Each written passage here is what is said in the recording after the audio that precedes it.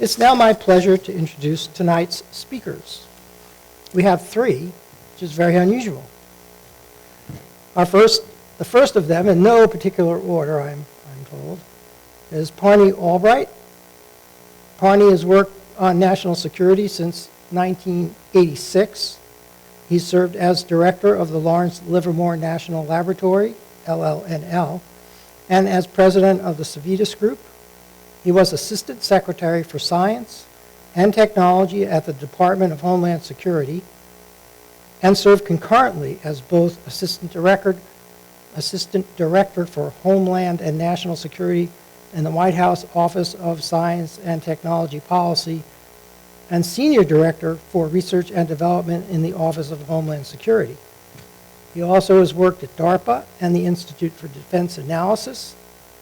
Notably, he led the formation of the Science and Technology Enterprise at the Department of Homeland Security during its formative stages. He earned a BS in Physics and Applied Mathematics from George Washington University and a PhD in Physics from the University of Maryland, and I'm told he is a local boy, so to speak. John Edwards is Associate Director of the National Ignition Facility at LLNL, where he also serves as Director for Inertial Confinement, Fusion, and High Energy Density Structure. He leads the Inertial Confinement Fusion Program and is responsible for directing the X-ray drive ignition effort, about which we will be hearing tonight. Previously, he was the group leader for high energy research and alternative concepts at the United Kingdom Atomic Weapons Establishment. He's a fellow of the American Physical Society, and he is an author on over 100 journal publications. He earned a Bachelor of Science in Physics and Astrophysics from the University of Birmingham in the United Kingdom and a PhD from Imperial College London. And our third speaker is Omar Hurricane. Omar is distinguished member of the technical staff at LLNL, where he is lead scientist for the high-foot implosion campaign at the National Ignition Facility. His research is focused primarily on high-energy density physics science, plasma instability, and weapons physics. He is the recipient of DOE's Ernest O. Lawrence Award for National Security and Nonproliferation, a number of DOE Defense Programs Recognition of Excellence Awards, and several LLNL Director Science and Technology Awards. He is an author on more than 60 journal publications. He earned a BS in Physics and Applied Mathematics from Metropolitan State University of Denver and an MS and the PhD from UCLA. Their talk tonight is entitled Exceeding Fusion Fuel, Break-Even with Lasers at the National Ignition Facility. Parney will give a relatively short introduction, and then Omar, and then, I may have this backwards, but Omar and then John, and then Omar will present the main part of the lecture. So, Parney.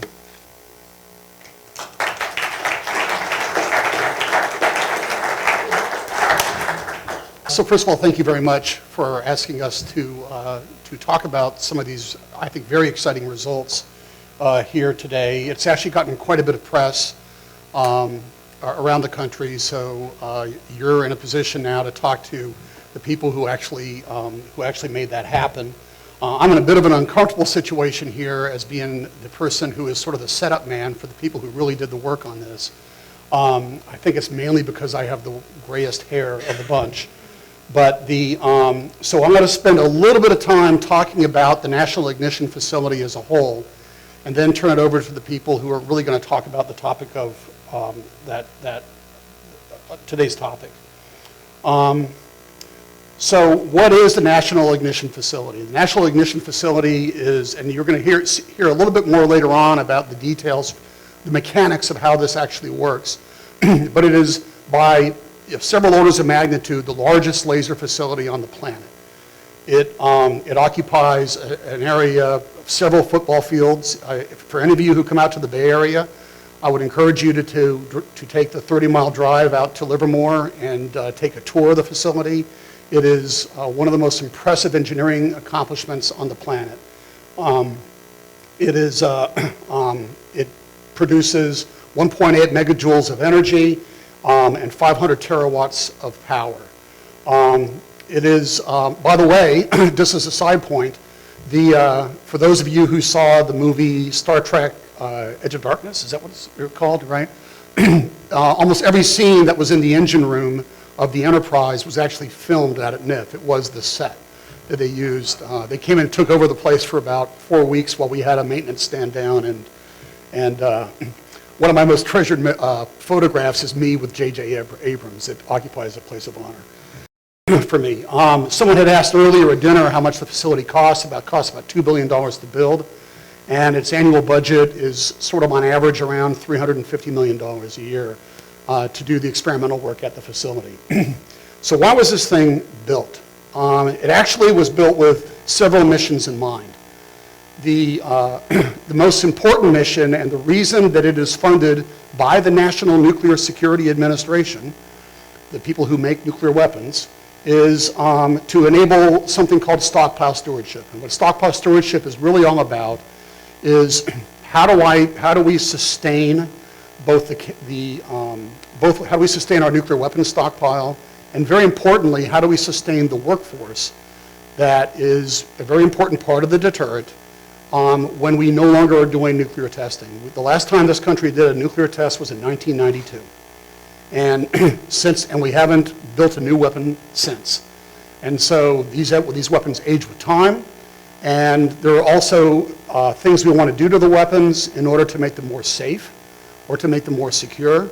And as you make those changes, you have to have very, very smart people who understand the implications of those changes in order to make sure that the deterrent remains a deterrent. The facility also has as its mission other national security applications. It performs experiments periodically for the nonproliferation community. We're not going to talk much about those, in fact, at all about those this evening. It enables frontier science, and the reason for that is, as I said in the prior chart, that NIF samples regions of temperature and physics, temperatures and densities and material science that only exist in a laboratory setting, that only exist at the center of stars, in the middle of gas giant planets, and also, it turns out, in the middle of an operating nuclear weapon. That's why it was built. And then finally, if you can, there's a portion of the experimental program at NIF that actually deals very much with how nuclear weapons operate. I'm going to say a little bit more about that in a moment. But it turns out that the kinds of experiments that you do are identical to the kinds of experiments you would want to do if you were trying to do inertially confined fusion energy. And so that's what you're going to hear a little bit about this afternoon, about those experiments. They were done primarily in support of the nuclear weapons program, but they also have a parallel role in terms of exploring the possibility of an essentially limitless source of energy.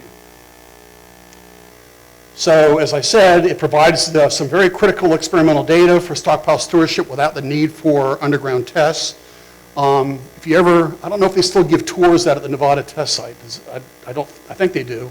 If you ever go out there, it's actually a fairly spare place.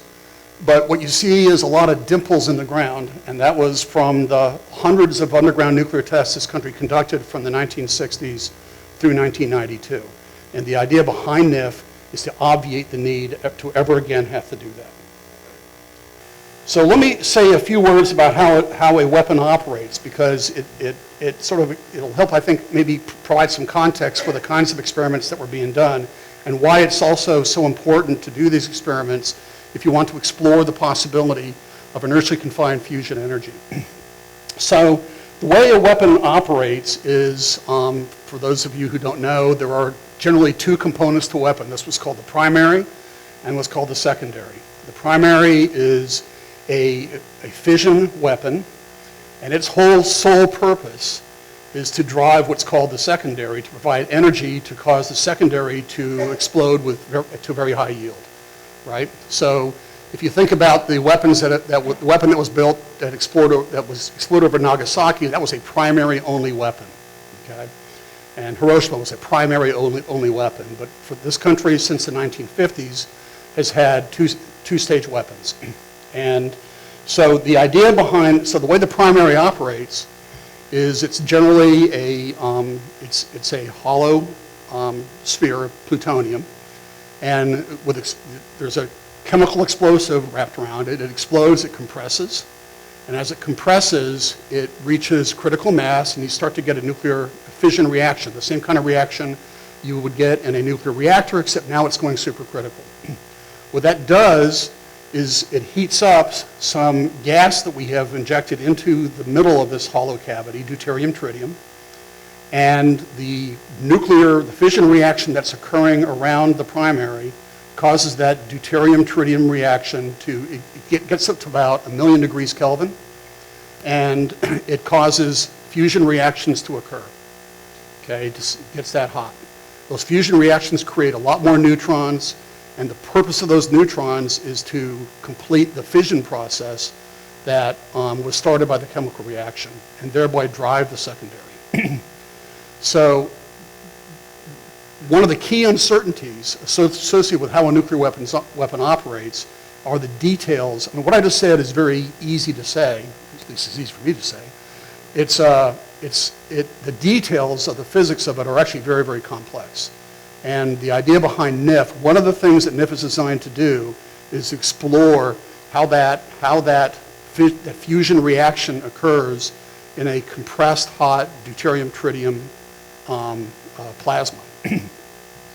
Then once that's happened, you would then have to transfer the energy from the primary to the secondary, and then you go to the secondary and you get another implosion that occurs that provides a lot more yield.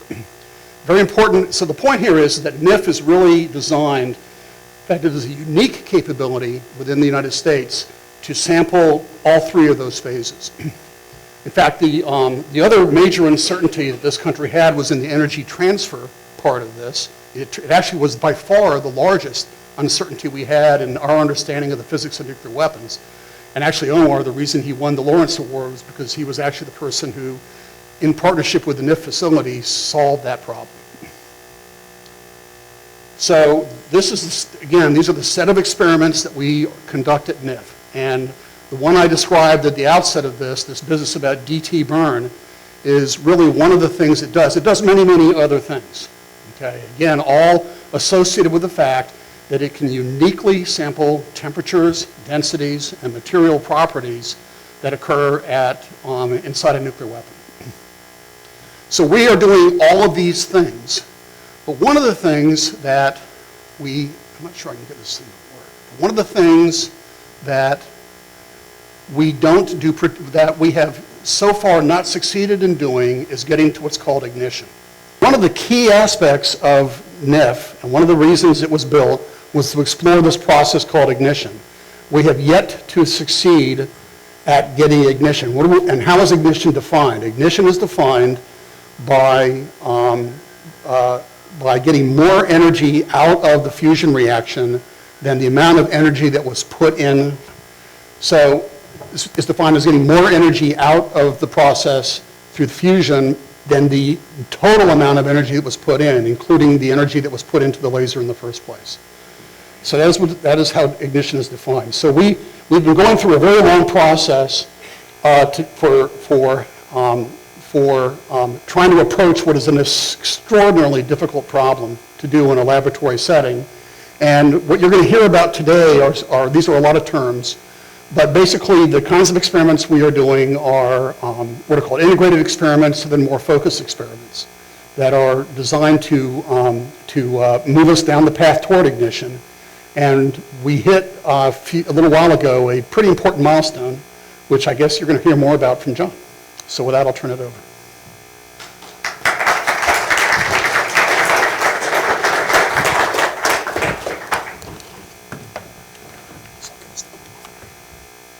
Well, thank you, Pani. How's the sound? Good at the back? Great.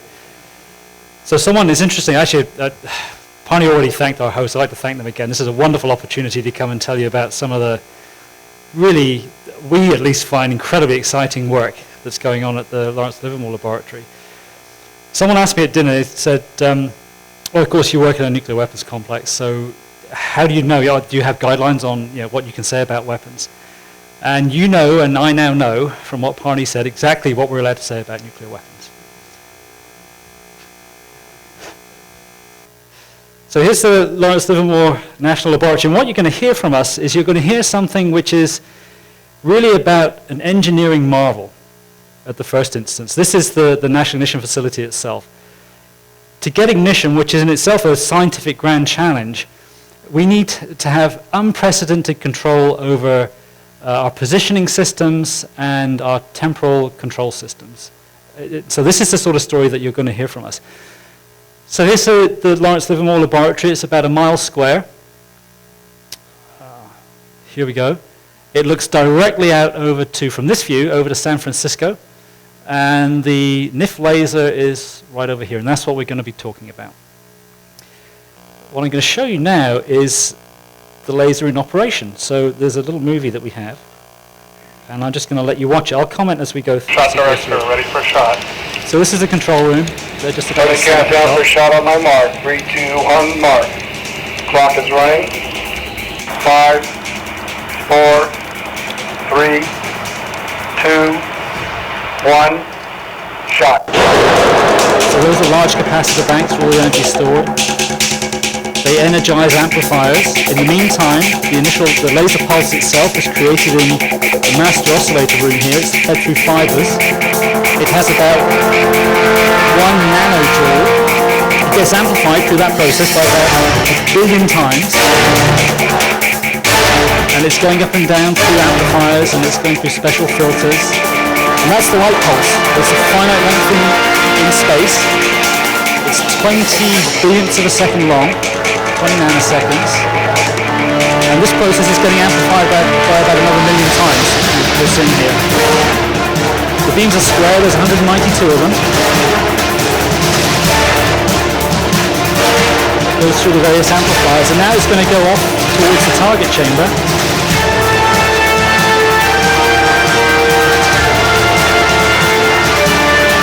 They play this music every time we have a shot. So now it goes through this elaborate labyrinth of mirrors, and it does that because they all have to arrive at the target at precisely the same time. And they arrive there in about, I'll tell you in a minute.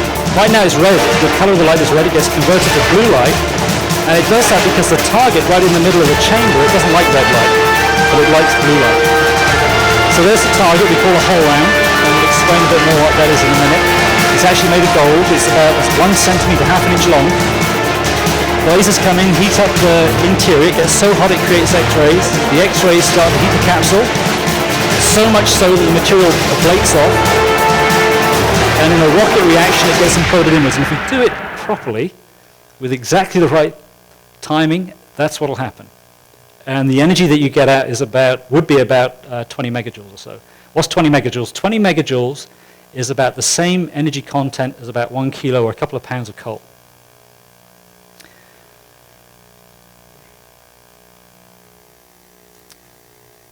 So let's just go through what's got us so interested right now. What's got us so interested right now is the laser, as Parney said, it delivers about 1.8 megajoules to the system. And that goes into that thing we call the Hohlraum. And some of it gets lost. There's always losses on the way. One of the things we have to fight. So you get about 70% of that gets converted into these X-rays. A much smaller fraction, only about 10% of that actually gets into the capsule itself. A lot of that goes up into the X-rays, actually heat the wall of the Hohlraum and heat the interior. And the capsule's a small piece in the middle, so only a part of it gets heated. Part of the X-rays get absorbed. And then finally, the fuel itself, which is actually inside the capsule, has less than about 1%. So there's this large energy cascade. We only get about 1% into the fuel itself, which is about 12 kilojoules. And the numbers will become more significant a little later. So what's the big deal right now? Well, the big deal is that. And it doesn't look particularly big, but what's exciting for us is for the first time in the laboratory, we've actually got more energy out of the fuel than we put into it. So that's not ignition yet. So you can see ignition, as Parney was saying, the ignition is making this, the size of this guy, the size of that guy. Okay, so if we blow that up, what we've actually done, and these are the experiments that Omar has actually been designing. He's been our lead designer on this. in a very nice, carefully sequenced set of experiments, which have been going for over a year now, we've got about double the energy out of the fuel than we put into it. And there's a key process here that we're going to talk about in a minute that is absolutely central to getting to ignition. We're starting to see that process now. So that's what's got us excited. Now let's step back and talk about fusion a little bit more. Well, to get fusion, you need some extreme, what I've called here a machine. Nature just does majestically at this. This is our sun, and it's an extremely hot ball of plasma, and it's confined by gravity. It's very massive. It's very old, 4.5 billion years old, and it's pretty stable, as we know. We're sort of here today. And at the center of the sun, the pressure at the center of the sun, and this is the key thing, it's about 250 billion atmospheres. And essentially it's there forever. Now, what we try and do on Earth is we try and recreate these plasmas. Now, one idea which was born back in the 50s is it's called magnetic confinement. So what we do here is we have a plasma, like the sun, and it sits inside what we call a tokamak in here in this ring, and we use magnetic fields to confine it. But it's right at the other end of the spectrum. It's atmospheric sort of pressures, and the idea is it's confined for seconds. And this machine here, this is something called ITER, and the central coil here, that's about 13 meters high. So this is a massive machine. And the idea behind this machine is it will demonstrate fusion energy at by the magnetic confinement method, and it's some ways off right now. It's being built, but that's the idea. What we are doing is this. It's called inertial confinement, and it came about in around 1970 or so in this form. It was actually John Knuckles who dreamt this up, was thinking about it before then. What's significant and totally coincidental is that the pressure that you generate inside this target here, it's about the same as the pressure at the center of the sun. So we're trying to create conditions that are absolutely extreme, very similar to the center of the sun, but they don't last for very long. They last for a fraction of a billionth of a second. So this was the paper. This is John Knuckles way back. He looks somewhat different today, but this is the paper they published in Nature, and it was all about compression of material to super high densities. And the story you're going to hear today is it's all about compression, and that's why we need that precise, very precise control over our directionality and our time. That's John a couple of years ago, just as enthusiastic. We're 50 years on from this, and he's just as enthusiastic today in wishing us to get there as he was back when he thought of this idea. So what is fusion? Well, fusion is, in this particular instance, where we take deuterium and tritium, the two isotopes of hydrogen, and these two isotopes, they like to fuse. And I sort of have to qualify what I mean by like. When I say they like to fuse, they sort of like to fuse by about a factor of 100 more than any other thing in the universe. And that's significant. So that's sort of the first miracle that you need to happen here. But they're positively charged. Right? So when you try and get them together to make them to fuse, they want to push each other apart. So the trick is you have to get them up to like 50 million Kelvin, 50 million degrees. So that's what I mean by easy. Now, what happens is that these guys fuse together and they produce a helium nucleus and a neutron. Now, the neutron, that's the thing that the fusion energy guys are really interested in. The neutron doesn't interact much with anything. It flies out, and they capture it, and it heats up material, and that's how you generate steam and your power. What we are interested in is we are interested in this helium nucleus. That thing doesn't go very far, and that's what's critical to making ignition work. And let me explain what I mean by that. So imagine here we have our alpha particle, and we have some deuterium plasma. And what we're trying to do is we're trying to deposit energy, the alpha particle energy, in this deuterium-tritium plasma. And that's the critical thing. What happens is that if you trap the energy, it heats itself up even more, the reaction rate goes up more, you create more alphas, you heat it up more, and it's a bootstrap reaction, and it will, what we call ignite. So that's what the whole ignition thing is about.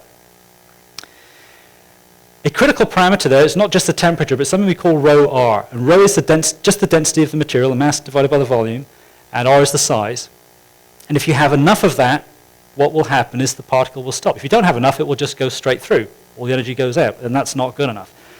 So you have to have high rho r. And there's ways you can do this. You can increase the rho, okay, or you could change the r as well. But you put more particles in here, then the alpha particle will collide, and it'll stop. And that's the key. The other way you can do it is you can take the same number of particles you have there and compress it. And that's key to getting ignition on the NIF, and you'll see why in a minute. So that's this idea, same number of particles, compress it up, the rho r goes up. So what rho r do you need? You need a rho r of about 1. Now rho r has that function, also has another function, which is why we call it inertial fusion. It's just like the mass of the system, and if you push on something that's more massive, it takes longer for it to disassemble. So the more rho r you have, the more mass you have, the longer it takes to disassemble, the longer you have to heat it up. Okay, so that's another critical piece. But you need a rho r about the size of a baseball, it turns out. And it's about half the weight. Now, to heat that up to the temperatures you need to get it to the 50 million degrees, to get it to actually burn and ignite, takes a lot of energy. And as you heat it up, of course, it wants to cool down, so you have to do it really quickly. It would take about the same amount of energy that an average US household uses in a year to heat that up to the temperature that you need. If you were able to do that, just suppose you were able to do that somehow, we don't know how to do it. Yeah, what would that look like? Well, it would kind of be pretty interesting. It would give you, there are various ways you could show this, but this is about 5 kilotons. So I could have put a mushroom cloud, I could put anything there, you know, that's not particularly useful to anyone. Well, not for these sort of purposes anyway. So that doesn't look very attractive. So remember, what I said was you just need rho r. Now if we keep the same rho r, if I compress that, what happens is the rho r goes up. So if I keep compressing, I can start throwing material away. I just need this rho r, this particular value of rho r. So I keep compressing and compressing, I can throw more and more material away. That means the amount of material I have left is less, the energy I need to heat it up is less, and the amount I will produce is less. But the amplification here is clearly large. The amplification there, the energy is also, to heat that baseball up is also equivalent to about 20 pounds of TNT. But if it burns, you're going to get 5 kilotons. So what do we do on NIF? Let's just jump straight to what NIF tries to do. So it requires very extreme compression. It requires compression from solid density DT, which is about 1/4 of a gram per cc, to about 1,000 grams per cc. So several hundred times the density of lead. And to get it to heat up enough, we create something called a hotspot in the middle, which is sort of the match or the spark. This is where all the nuclear reactions start and the alpha particles start whizzing around. And this is where it lights. And then once it's lit, once it ignites, it starts to burn into the rest of this fuel and it burns up the rest of it. And if we make this work, as I said, we'll get something out which is about equivalent to 1 kilogram the energy of coal. And the amount of mass that we've used here is really small, very, very small. The amplification is over 1 million here relative to something like coal. So where are we? Well, we're about halfway there. There are a number of different ways to look at this, but we can create conditions which are perhaps a little bit more than this now, but about halfway there. The extra factor of 2 is quite challenging. And you'll see why, especially as Omar starts to go through the details of how we have to do this. And it really is technically rather challenging. All right, so this is a story about, as I said, compression and precision in time and in space. So here's the National Ignition Facility. The target area is at this end, and if we take the lid off, you can see what we saw in the movie. So these are the capacitor banks here and here. The main laser amplifiers, this large slabs of glass, which we'll show you in a minute. There's about 400 megajoules of energy stored in here, and we end up with 12 kilojoules into the fuel at the end there. If you look in here in these laser amplifiers, you take a view down there, that's actually what it looks like. And you can see some people here working on it, so you get an idea of the scale. All of the glass amplifiers are in here. These are filters which make the beam very, very smooth. The glass itself in there's so much glass in this thing, they had to develop special techniques and they roll it. And then they chop it up and they polish it. And once they polished it, there are these very, very smooth surfaces. And it's that color because there's a special material in it called neodymium. And it's that all the flash lamp energy, when we energize them, that neodymium absorbs all the light. And that's how we get all the energy out into the laser beams themselves. That was the target chamber. It's enormous, about 10 meters across. It had to be lifted into the facility. That was back in 1999. And there it is today. It's surrounded. There's actually a floor here, which you can't see. It's been taken out. But what you can see is this is where all the beams come in. The target chamber, it's got a big wall of concrete on it to stop the neutrons from doing too much damage, and various diagnostics around there. These are what we call the final optics assemblies. The light comes in here and it gets converted from red light into blue light. Now, the story behind a lot of the technology in NIF is absolutely remarkable. The story behind the optics themselves, the intensity of the light that runs through the final optics is 10 joules per centimeter squared. That probably doesn't mean anything to you. Most optical things will be blown apart at about a joule. So the development that went into the NIF glass was quite remarkable. This is pushed way beyond anything that anyone else can do on the planet. And they're working on actually making that even better. And it's all to do with how clean the surfaces is, imperfections. It's just a remarkable science all in itself. So moving into the center of the target chamber, that's one of the positioners. This thing itself, it's huge. It's actually about 10 meters long, and it's got to stay stable to about the width of a human hair, about a quarter of the width of a human hair. It's remarkable. The whole facility is on its own foundation. It's isolated from the rest of the world, basically. And even then, when trucks go by, you can actually see this thing move around. It's really quite something else. That is the target. Now, the target's an engineering marvel. This thing has to be cooled down. The first smart thing we do, I talked about compression. Hydrogen and helium is just gas stuff. So the first smart thing we do is we freeze it. Okay, we get a factor of 10,000 right there, pretty much. So that's the first smart thing we do. And the target itself is frozen. And you're going to see some nice pictures of that when Omar gets up in a minute. But here it is. There are, I can't go into all of this, but inside there's this Hohlraum. It's made of gold. Some of them are made of uranium. There are things that we can look through to look at the capsule in there, which Omar will talk about. We have to put these arms here, they cool the target down to about minus 290 degrees or so. So about 17 Kelvin. That's when the hydrogen will freeze. And to make it spherical in there, we have to put, sounds silly, we have to put heaters on there. And we put heaters on either end so that we can control how uniform the ice is inside this target. It's absolutely remarkable. And they have to be controlled to within about a millikelvin. And this whole thing is about a centimeter long. So there it is. To keep it at 17 Kelvin, you have to take some special precautions. It's sort of hard to keep something that cold. So we put these shrouds on there. They're very special shrouds. They fit around the target here. This is how it keeps cold. We call it cold finger. This is a very, very cold temperature. There are shields to shield just the ambient light. That would destroy the layer completely. A huge amount of technology went into just making this work. Of course, then we fire the laser and we destroy this beautiful target. And it's about the energy of a hand grenade going off. It sort of wipes everything out. So, but then, we have to, how do we get on to doing ignition experiments? And that's where I'd like to introduce Omar.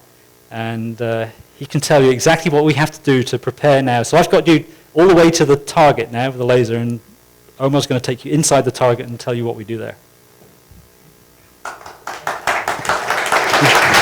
So before we actually do the DT implosion, I am going to try to impress upon you, actually, you don't just start putting those targets into the laser facility and firing them off, because if you did that, you'd have a disaster. As John tried to tell you, that there's a lot of precise control that's required to achieve these large levels of compression. So we actually do a number of preparatory experiments before doing a DT implosion, and I've outlined them here. We do something called a re-emit that looks at the radiation pattern on the surface of the capsule. We want to try to get that as smooth as possible. We have a precisely timed series of shocks that we need to input into the capsule through the laser pulse. And to diagnose what shock timing we have, we do these experiments called keyholes that give a little streak of a Visar laser image telling us what the velocity versus time is of these shock waves entering the capsule. We do experiments called SimCaps, which tell us the shape of the hot spot. That's the spark at the middle of these implosions. We want to get that as round as possible to make as most efficient use of the energy that we put in as possible. And these experiments tell us what we have to do to find round. This one is a little pancaked, and that one is a little sausaged. So that tells us we need to do something in between. We do a set of experiments that we call 2D Con-As, which means convergent ablator is our term. And they tell us the shape of the plastic rocket that's driving the implosion in, that's absorbing the X-rays and driving the fuel itself. And again, we're looking for something that's very round and with as few imperfections on the surface as possible, and sometimes things don't work out that way, and that gives us clues about some things that we might need to fix. We do another set of convergent ablator experiments that are called 1D Canes that basically tell us as a function of time and diameter where the shell is, when it hits the middle, and how thick the shell is as a function of time. We use that to get the velocity and remaining mass of the ablator. And only then, after doing these preparatory experiments, do we start doing DT implosions. So I'm going to just reinforce these ideas about compression because it's really important, and also kind of tell you what the trick is. The trick for ICF is to just turn about 100 million atmospheres of pressure into about 300 billion atmospheres of pressure. So as you've already seen, our Hohlraum target here, which is about 1 centimeter long, it gets blasted by these lasers that convert to a bath of X-rays on the inside of that metal shell. And again, it's about 1.8 megajoules of energy. The conversion process of the laser to X-rays loses energy, about 500 kilojoules, and it's that bath of X-rays that then causes the surface of the capsule to explode. Because the capsule has a small surface area, relatively speaking, compared to the inside of the Hohlraum, you don't absorb all that X-ray energy. You only absorb about 150 kilojoules of it. So you can see that's roughly a loss of a factor of 10 right there. But in absorbing that X-ray energy and exploding the outside of that capsule, in this case it's plastic, the pressure generated is about 100 million atmospheres. And that high pressure on the outside of the capsule drives it inwards, again like a spherical rocket. The rocket accelerates the fuel, which is inside that little capsule, to high velocities, generally about 370 kilometers per second is what we're shooting for. We've actually attained that now. And that kinetic energy that was delivered to the fuel is about 14 kilojoules. So again, we lose another factor of 10 in energy, which is unfortunate, but that's the way it is. And we're trying to then slam all that kinetic energy into this final little bit of the implosion, forming a hot spot with a cold fuel layer around it, and trying to achieve about 300 billion atmospheres of pressure. And as John told you, we are at about 180 billion atmospheres only so far. So that's still a respectable pressure. Why try to get that very high pressure? Well, and the reason is there's a very simple scaling that tells you how the energy required for ignition scales with stagnation pressure. And the higher you can get the stagnation pressure, the less energy you need to achieve ignition. And this is why we haven't done it in the laboratory yet, because with laboratory levels of energy, you have to get these pressures enormously high. If you have a lot of energy available, like they did in the 1950s, if you're using a fission explosive, you don't need nearly as much finesse to get this to work. So the implosion actually is a pressure amplifier. That's just the nature of implosions. You trade away energy to get pressure. That's just the way they work. Here's a picture of the capsule. I'm going to blow that up for you so you can actually see what goes into it. Here's the assembly. We have a plastic ablator here which absorbs those X-rays. Again, it's about 2 millimeters in diameter at the center of that Hohlraum. The experiments that I'm going to tell you about use plastic, CH, carbon, hydrogen. We are looking at other materials as well, and each material has its pros and cons. There's a layer of silicon dopants that are about 2% in mass fraction that are buried inside the surface. That's this dark band. And that actually protects the inside of the capsule from high energy X-rays that would try to stream in and start to heat up. What's shown here, it's just this ghostly image of the cold fuel. So on the inside of this capsule, there's a whole team of experts, by the way, that do this. We've frozen onto the inside of the capsule this about 70 micron thick, or about 0.1 millimeter thick layer of DT fuel that's going to go on for this ride as this shell implodes. The outside of the shell looks shiny. In fact, it's not. The surface finish here is about 100 nanometers. It's manufactured to high tolerance, but if you look close enough, it does have imperfections on it. There's a great team down at a laboratory called General Atomics in La Jolla, California, which is a great place for surfing too, that make these capsules to these very high precisions. It's quite beautiful. We're looking for something that's as smooth as possible on the outside, but also as round as possible. Because again, if these capsules aren't round, we don't make efficient use of the energy, and things don't work as well as we want. And again, the through thickness of that plastic is about 195 microns, which is about 2 human hairs. When we compress this with the X-rays that come out of the Hohlraum, we squeeze it down to a tiny spot. It's about 35 times in compression. That spot, again, is another human hair in diameter. So when John told you that, well, if things work perfectly, we get about, a kilogram of energy out, a kilogram of coal's worth of energy out, keep in mind it's coming out of a spot, the diameter of a human hair, and it's coming out in a time of 1/7 of 1/1000th of a second. And so, maybe that's a little more respectable than you might first assume. Here's how it works if everything is working. This is an actual simulation of the coupled Hohlraum capsule system. It kind of shows you what we're trying to achieve, but also illustrates what some of the pathologies are, and I'm going to tell you about some of the terms here that I might slip into using. We have the holes at the end of the Hohlraum that allows the laser energy to enter. We generally call that the LEH, laser entrance hole. The Hohlraum itself is filled with helium gas. The reason why there's helium gas in there, you can see as the lasers hit the gold wall of the Hohlraum, it tends to create a plasma and blows in. By putting in helium gas, we can hold back that gold wall, which gives us a better chance of getting the laser energy into where we want. Otherwise, the gold would stream in and get in the way of the laser energy.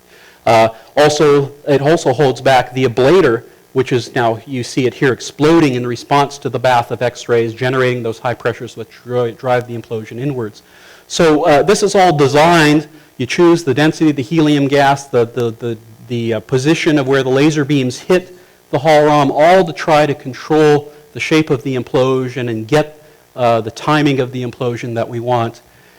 The laser energy enters the Hohlraum as a function of laser power versus time. A characteristic laser pulse shape is shown here.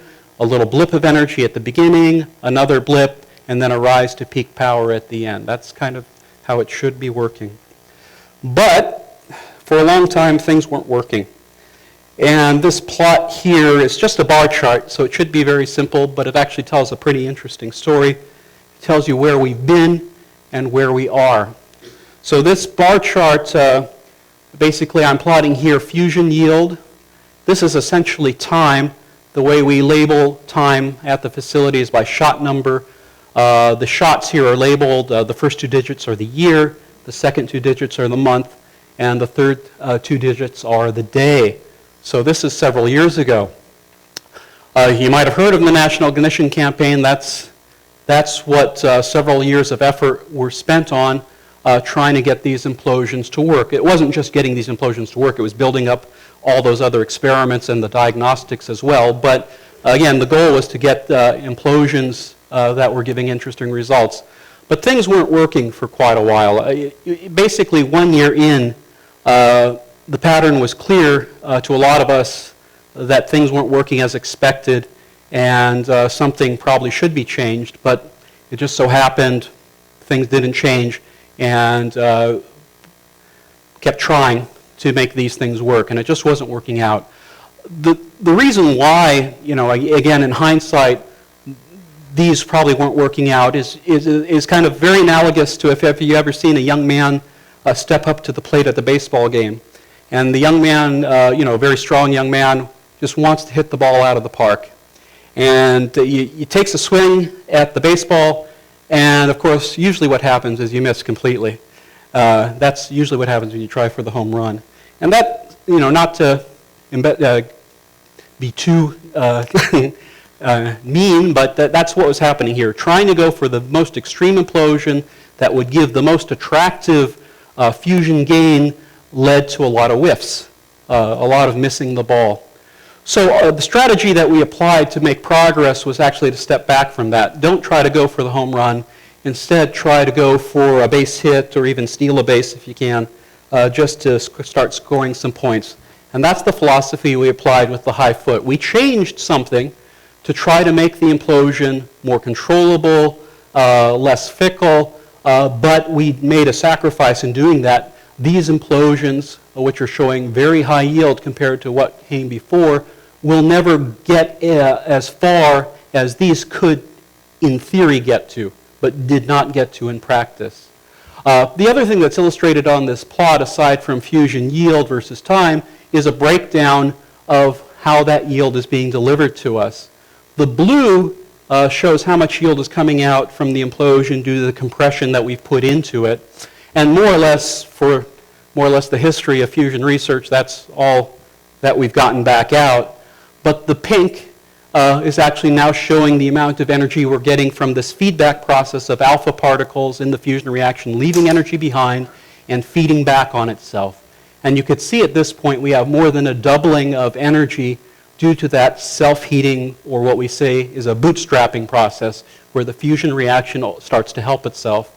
The other key point that's illustrated on this slide is the energy balance, as John mentioned in his presentation. The black line shows the energy that's been delivered to the fuel. We actually infer that energy delivered to the fuel by measurements made of the implosions. So it's not actually a computer model that's used. We actually can infer what the energy is just by looking at all our diagnostics of the implosions. And you can see this again kind of represents the history of fusion research, always getting out less than you put in.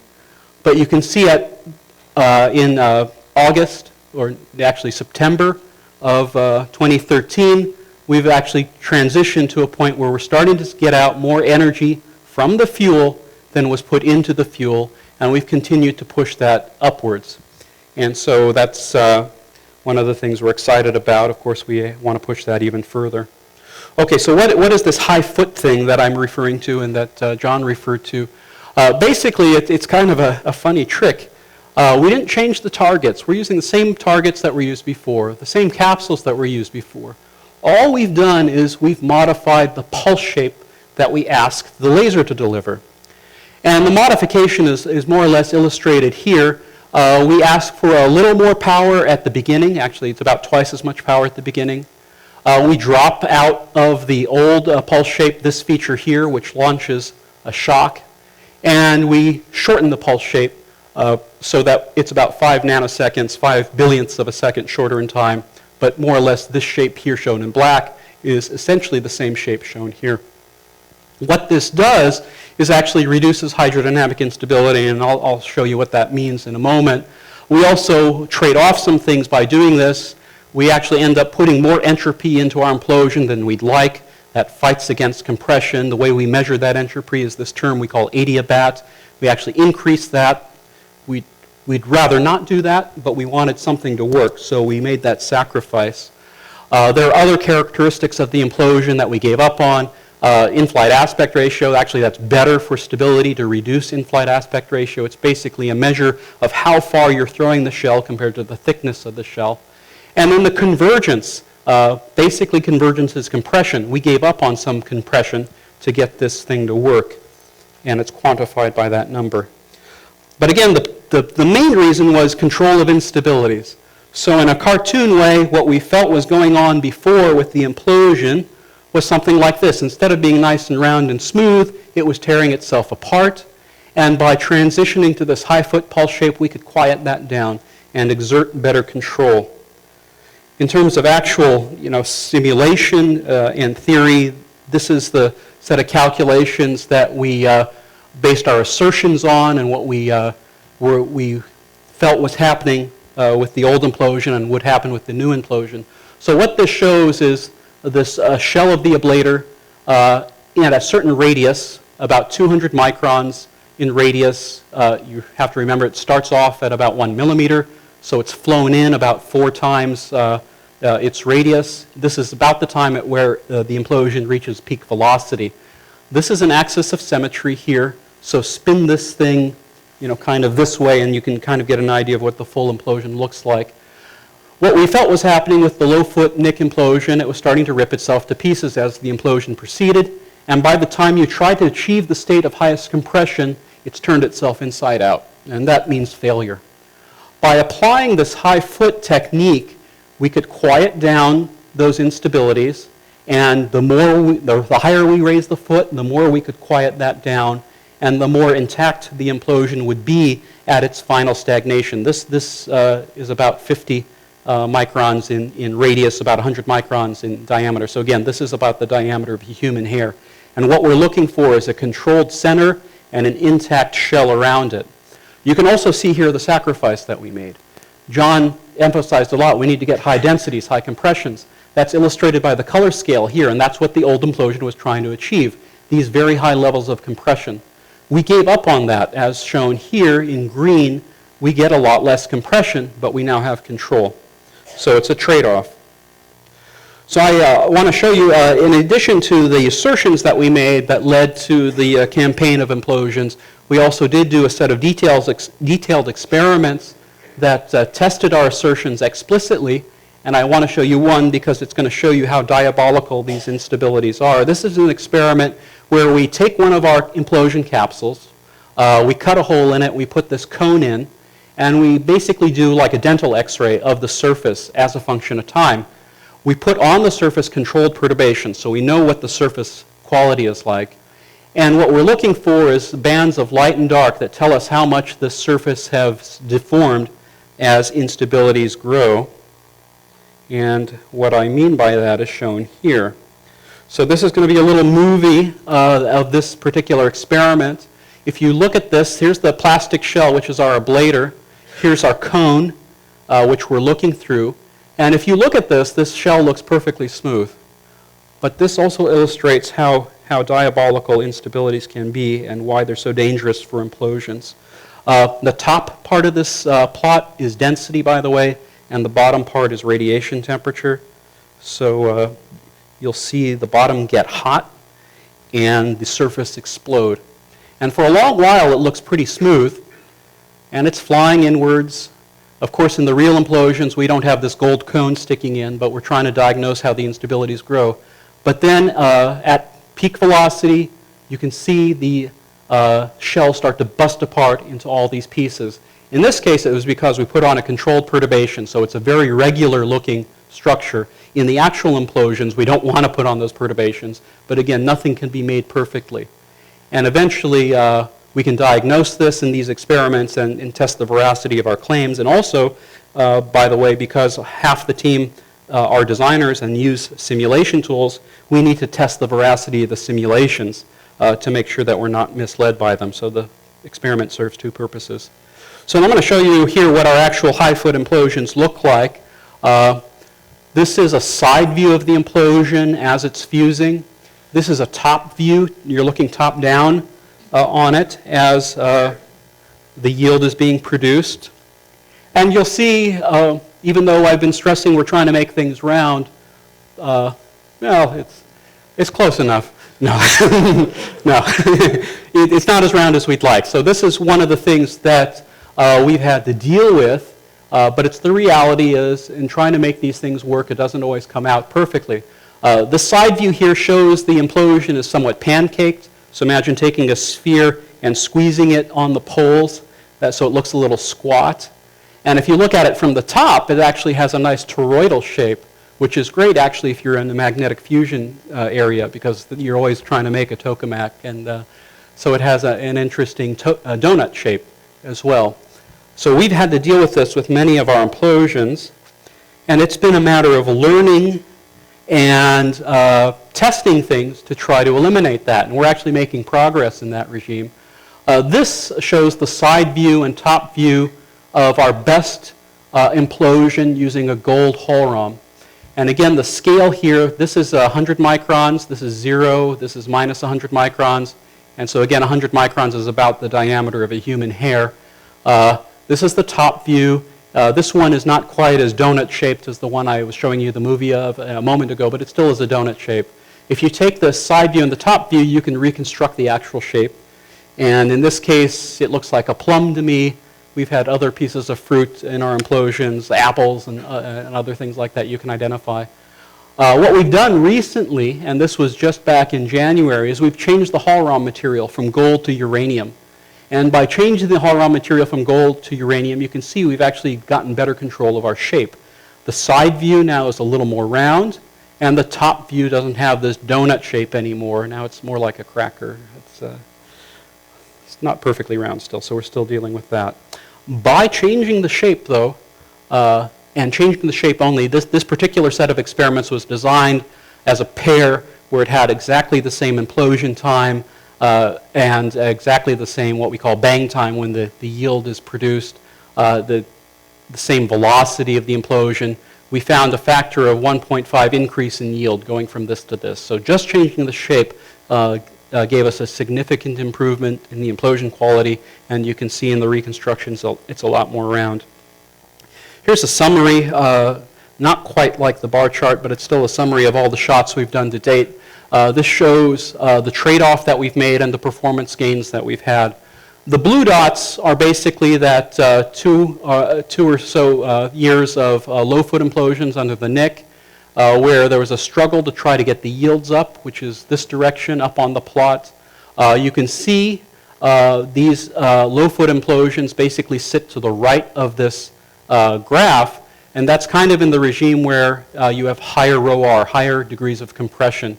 If you go to the left of the graph, you have lower degrees of compression, roughly about half from here to here.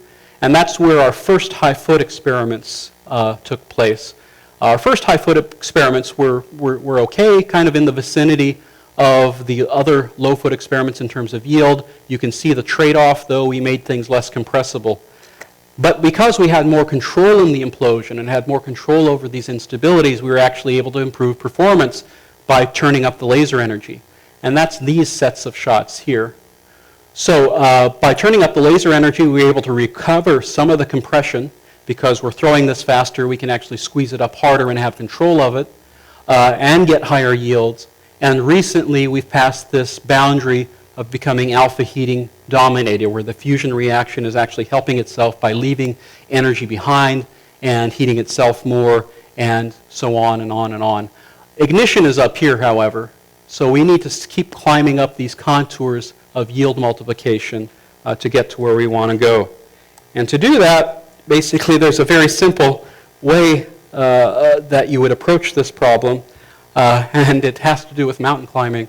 And a lot of research actually follows this metaphor.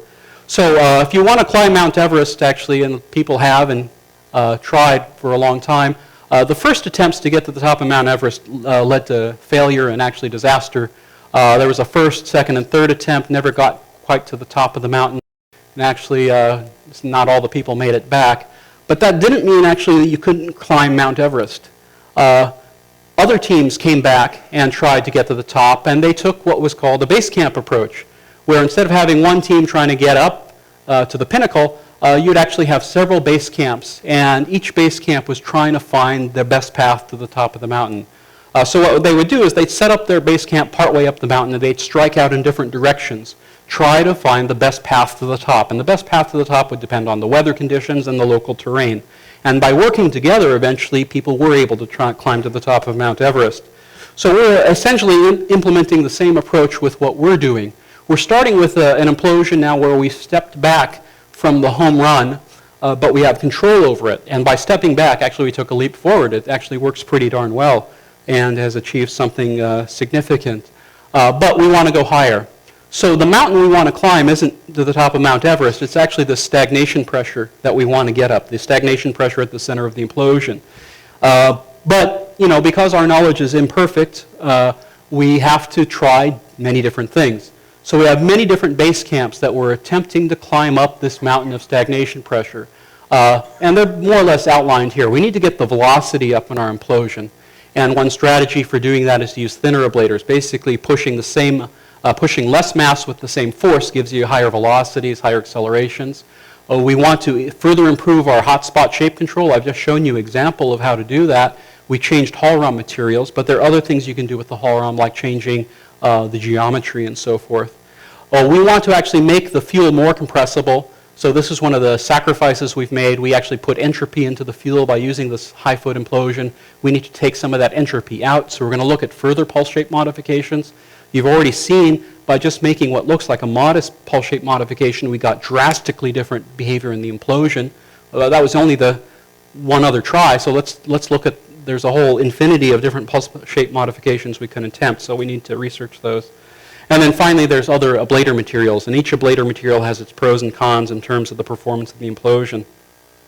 So what we've done through this body of research, we've kind of identified key issues, but we've also achieved significant gains. In particular, the self-heating and the fuel energy gain, or a fuel break-even, if you want to use that term. We've identified instability in mix as a major factor, and we've kind of gotten control of that. We still are wrestling with implosion shape, but we're making progress, as I just showed you. We want to get the implosion speeds up and try to compress the DT more, because it's, again, all about compression. But in the process of studying this and doing this, we have produced more fusion energy output from the DT than we put into the DT. But this, you still need to be careful. This is still a lot less than what came out of the laser. And we're getting these yield multiplications of more than a factor of 2 from this feedback self-heating mechanism. And this plot here basically shows the energy breakdown going on in these implosions. This is time going off to the right. What we're getting right now is in the hot spot, which is the center of the implosion, these alphas are kind of wrapping back in and leaving energy behind, which further amplifies the fusion energy coming out of the hot spot. We want to get more of that. And eventually, when that hot spot gets hot enough, we'll be able to burn the cold fuel around it, and that's when we'll liberate very large amounts of energy. And so that's where we're headed in the future. So with that, I think that's the end of the evening. So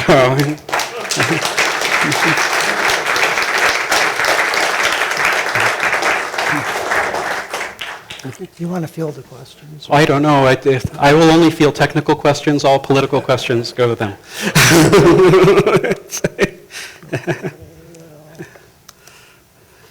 We have time for a few questions.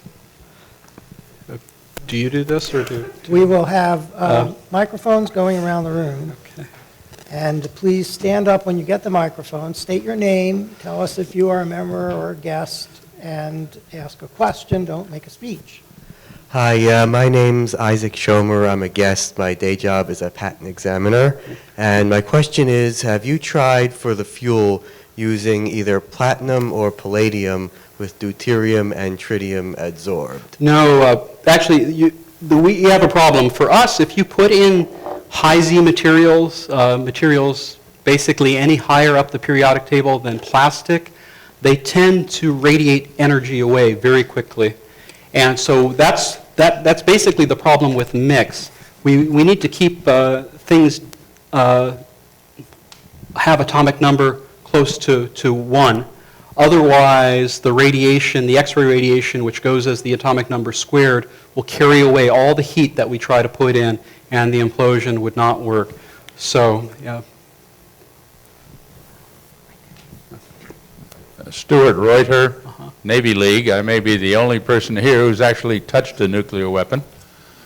But my question is more engineering and less physics. After you blow the thing apart, how long does it take to get the debris out of the chamber? Oh, how do you do it? You know, it's actually all turned into a gas, so it's vaporized, basically. It's all vaporized. Our shot cycle, though, is about, you want to answer that, John? Or? Yeah, so the debris that comes off, the total mass of the target, I can't remember the total mass now, I can remember. But actually, it's got so much energy, it blows off, and it would coat the optics on the outside of the chamber. That's what I was concerned about. Yeah, so what happens is, we have these, what we call debris shields. And we now have, and it used to be that we'd have to go and change them, and we now have disposable debris shields. And the pieces of glass which go in, they have to be very smooth themselves, and this debris gradually collects on the optics. And after a while, after it collects enough, it stops the laser light coming through enough, and you have to replace them. We have to control the energy of all of those beams to a very high precision, 192 of them. And so we have to have a model for how the debris builds up on the debris shield, and we have to account for that. So it's mind-boggling how these guys do it, but they do. And there's a big cassette there with about 10 of these things in, and when it has enough, they change them out. And that's where all the material goes. Thank you. Got a couple up here. No, My turn is next. I've got the mic. Oh, okay, good. Your name and whether you're a member or guest? Yes, my name is Edith Weeks, and no, I'm not a member. I'm just visiting this evening, and thank you for your presentation. Your presentation was reminiscent of a NASA presentation to me. I'm a professor of outer space development, and so my question for you, what I was sitting here wondering the whole time is, NASA always has to justify why this research is necessary. So my question is twofold. One, is your research that, what was it, $2 or $3 billion to start up the project, and then there's an annual budget? Is that taxpayer funded? And then two, there didn't seem to be any justification at the end as to why this research is necessary or how it's going to benefit the public or who it's going to benefit. Okay, let me take that on. Yeah, I'll take that on. Yes, this is 100% taxpayer funded, 100%. And it is all of the funds for all the things that we've been talking about tonight come from the National Nuclear Security Administration. And the point to much of what we're talking about here, there's the rationale for it, which is a good rationale, is to try to have a much better scientific understanding under controlled laboratory conditions of what happens inside an exploding nuclear weapon. Now, you could argue about and so it's part of our overall national security posture. You know, most recently reaffirmed in President Obama's nuclear policy review that was published, what, a couple years ago, I guess it was, right? Where these kinds of experiments were in particular called out. And I will tell you, one of the greatest supporters we have of this program is Senator Feinstein, Zoe Lofgren from California, you know, a large number of people who see the value of these kinds of experiments so that in order to prevent us from ever having any reason to go back to doing nuclear testing. And then secondly, it's because of, I think, the potential many people see for this kind of research should it go forward. And you know, there are huge daunting engineering problems attached to whether or not this could ever become a viable source of commercial energy. And there's enormous engineering issues associated with it. But nevertheless, once you've shown you can do it, then it sort of creates, you know, a certain amount of impetus to go see how, you know, to try to make that work as well. Thank you. My name is Scott Matthews. I have a question that I think might be related to the first question, and that is there any thought about putting other elements not on the outside of the capsule, but on the inside of the capsule with the cold fuel, essentially doping the cold fuel?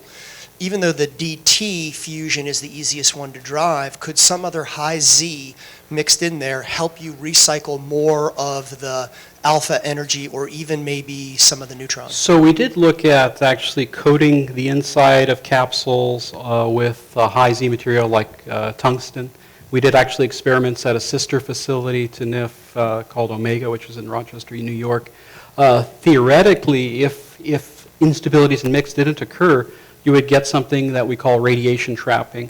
And a high Z material, just like the way the Hohlraum works, it's a metal can that we shoot the lasers into to keep the radiation in and get things hot. Well, you could put another metal can inside the implosion to try to do the same thing, and that radiation trapping could help you if it didn't tear itself apart. But what we found in those experiments, it tends to tear itself apart. So that didn't seem like a viable path, but we did look at something like that. And there's still, you know, there are a lot of ideas, and it's a matter of kind of triaging the ideas. There are logistical reasons. Sometimes they're hard to fabricate, so we want to try easy things first and so forth. But eventually we'll get more ideas covered, certainly. Any other questions? John? No, go ahead. You have, I didn't see you have. I'm Bob Terry. I'm a member of the society, and I had a sort of a two-part question. The limiting factor on the energy coming out of these implosions is really how much symmetry you can get.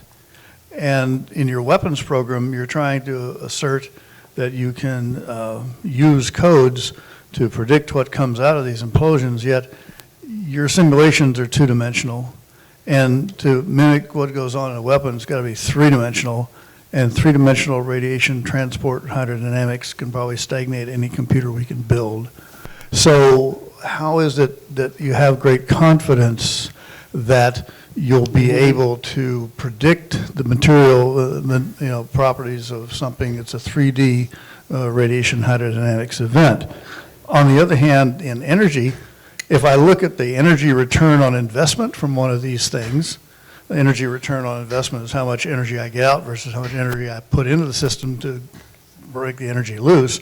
Most fuels that I deal with have energy returns on investment 10 or 20 or 30. This system right now appears to have an energy return on investment, maybe I'm wrong, but it seems to be 10 to the minus 5. And so, in fact, cold fusion is probably more competitive than this fusion as an energy source right now. Could you ask a question? And so, so my question is, with this kind of a large hill to climb, where do you see the leverage to really close the gap 5 orders of magnitude? Yeah. So actually, let me answer the second question first.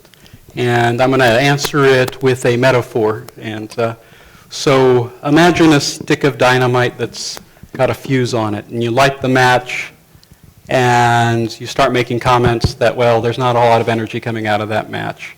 And then the fuse starts burning, and then you say, well, there's not a lot of energy coming out of that fuse. But remember, it's connected to a stick of dynamite. And once that fuse burns to that stick of dynamite, there will be a big change in the opinion of how much energy is coming out. And so that's essentially what we're trying to do here. We are assembling a stick of fusion dynamite. We are tickling the fuse. And it is a tiny amount of energy right now with a not so respectable return on energy investment. But if we can get that fuse to burn to our stick of dynamite, that is when things change. And so that's what we're trying to achieve. Also, as John said, once, or it was Parney that said it, once you show something can work, the ideas will start pouring in on how to do it smarter, more efficiently. I think a lot of technologies work that way, and I think history shows that. So we'll just have to see. I'm not going to promise anything to you about whether or not this will actually ever be a practical energy source. Right now it has this purpose that's national security. It is useful for bouncing designers against who never witnessed or were involved with nuclear weapons development and our codes. And so that brings me to this first question that you had. And I have to be careful. I don't like the guys in black coats showing up with sunglasses and dragging us out. So I have to be careful what we say. So we do three-dimensional simulations now. It's not a matter of practice because they tend to take a long time. We do two-dimensional simulations quite a lot, and a lot of our technical underpinning is based on those.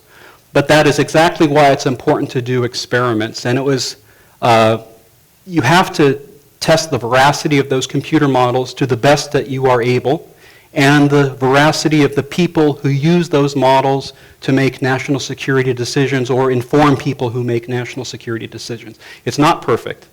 We're not going to get everything, but it's better than not doing it at all. And that's where divergences from reality can really take place if you never touch base with reality and just believe theory and models.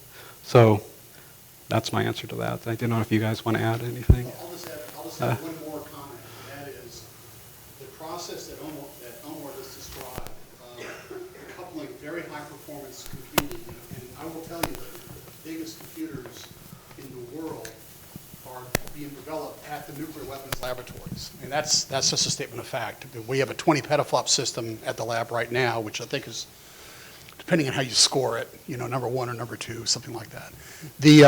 But I would also argue that we actually know a lot more about how nuclear weapons work, the science of it, than we knew back from the day when we were just when we were blowing these things up in the desert and creating those dimples that I showed before. I mean, in a lot of ways, the nuclear weapons test is it's not a very controlled experiment, and there's a lot of the thing that NIF gives you is a lot of control. You can vary lots of parameters, and you can test your theories and regimes in ways that the nuclear weapons test doesn't allow you to do. So you learn, so nuclear weapons science has moved largely away from what was kind of a semi-empirical approach, much more toward a theoretical approach where when we build approximations into the computer codes, we have a much better understanding of what the basis is for those approximations, and then we can do experiments to test that.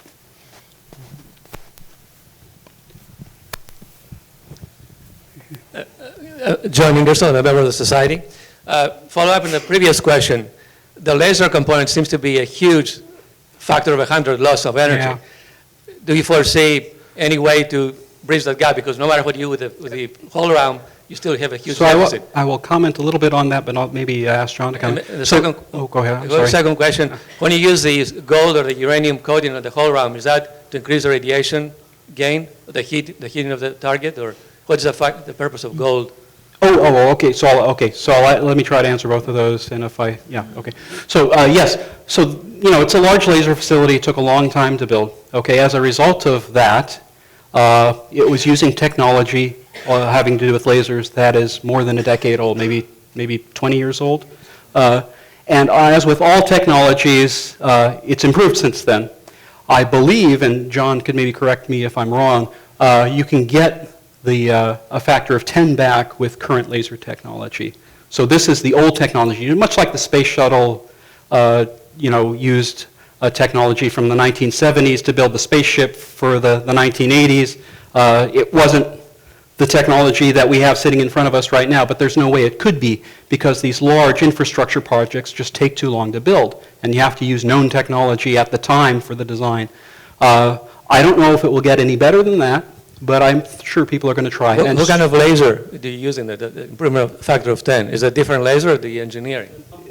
It's about diode laser, yeah. Yeah, that's not my expertise, so diode lasers. So your second question, the gold Hohlraum. Yeah, so uranium versus gold. So basically... why use gold or uranium? Is to increase the heating of the... Yeah, so essentially you're trying to stop radiation from leaving. Right. And the higher you are up on the periodic table in terms of atomic number, the more effective materials are at stopping radiation from leaving. So gold is pretty high up on the periodic table, and that's why we use it as a matter of practice. If you shot lasers at something lower down on the periodic table, the energy would escape too rapidly. Uranium is even higher up on the periodic table, so it's even more effective at stopping the radiation. So it's really just a matter of atomic number and the number of electrons around your atom, because those intercept the photons, and the more of those you have, the more effective you are at stopping photons. So. We're going to have... Yeah, people don't like plutonium, I know. Uranium, okay, it's an actinide, but it's actually not that bad. And so, but plutonium, you'd rather not. So people are sensitive about that. You could make it thicker, but the problem with making it thicker is, yes, you stop the radiation from leaving, but you're now putting radiation into the thickness. So the radiation is lost to you either way. You've just heated up a larger mass of material. So that's why making it thicker by itself doesn't help. We're a little pressed for time, so we're going to have one more question in the back. You can get me after You're drinks. going to have more questions. Zeynep Dilla, I'm a member of the society. In another life, I thought I was going to be a laser scientist. So your entire infrastructure, the beam shaping, the, what was it, 196? 192, yeah. Megajoule and 500 terawatt laser. It's too impressive for words. I just have a couple of questions about the laser technology there. One is converting from red to blue. It is from It's which wavelength to which wavelength, and what technology do you use? ODP or? It's frequency doubling, but John's more of an expert on that. It goes from 1 micron. It goes from 1 micron to 1/3 of a micron. and we put it through KDP crystals. So it converts to green, doubles, and then the double and the primary mix together to get the third harmonic. I see. And that's another, I've forgotten about the history of that. These crystals they're huge. And we had to grow, there's 192 beams, and I'm not sure we grew 192 crystals, and we have to have spares because we damaged them. And they're this sort of thick.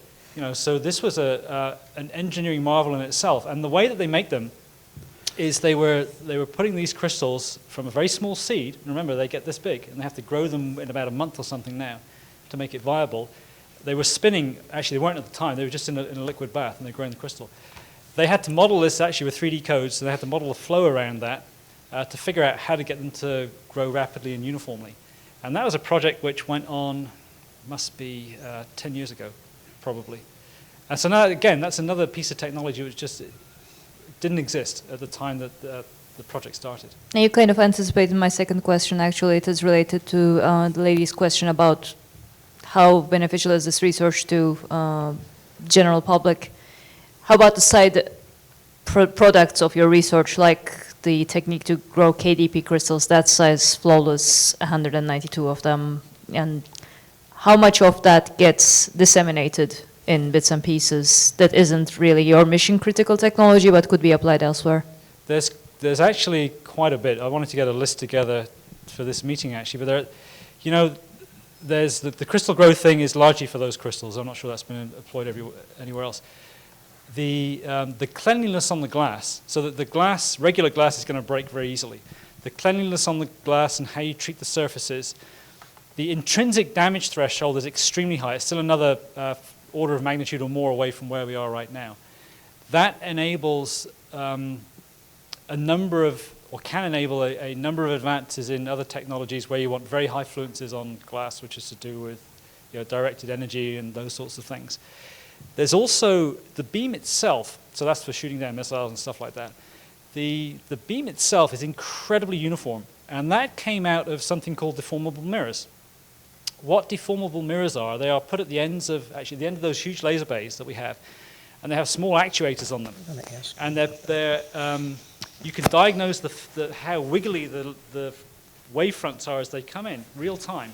And you can adjust the mirror to take those out. And this came out originally of something called GuideStar, which was actually looking up into the atmosphere, firing a laser up there, getting sodium atoms to fluoresce, and looking at them, and it should be a point source, a very small source. And it was for astrophysical purposes. So what they have now on a lot of telescopes is deformable mirrors. And you can imagine other applications for not necessarily looking out there, but looking elsewhere, where they have these sorts of technologies that can clean up what the atmosphere does to all of that light, so you can get very, very good pictures. So that's how we get phenomenal pictures of the universe from down on Earth right now. Again, too impressive for words. And Thank there you. are multiple other applications as well. Well, we're going to hold any other questions until after the last bit of housekeeping. If the speakers could come up here for a minute. We have a little present for all three of them. So if we could just stand along here. So we have a signed copy and framed of the announcement of your talk, one for each. Thank you very much. So thank you very much.